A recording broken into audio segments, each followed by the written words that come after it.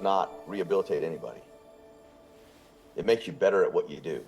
In Operation Crime and Justice tonight, we're shedding more light on a disturbing trend of violent crimes against women in the Nashville area involving repeat offenders.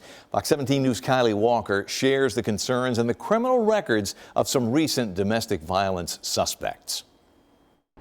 In less than 3 months, 5 women in the Nashville area have been brutally attacked or killed by a stranger while out in public. Now, most of those incidents happened in broad daylight, and records also show that all men involved had some sort of violent past. The tragic murder of Alyssa Lokits while simply out exercising on a local greenway has ignited widespread outrage and a plea for action by local leaders.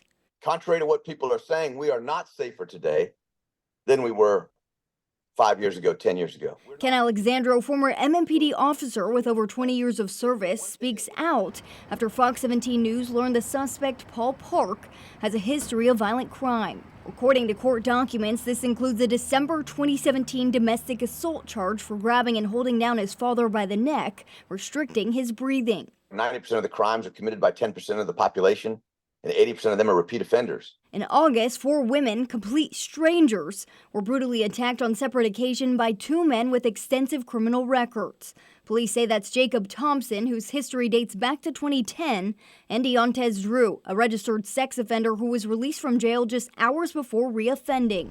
Court documents show both men beat the women and tried to engage in sex acts before the survivors got away. Unfortunately, especially when it comes to sexual assault, we know that rapists don't just do it once.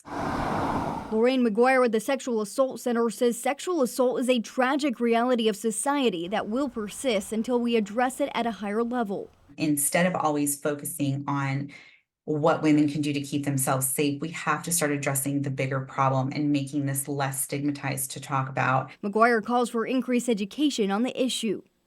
Now, McGuire is sending me a list of resources for anyone who needs support. I'll put that on our website, fox17.com. That's also where you'll find a link to a self-defense class taught by the officer that you just heard from. He says that he teaches 1 hour of awareness training followed by 4 hours of combatives. For now, reporting in Nashville, Kylie Walker, Fox 17 News, your Code Red station.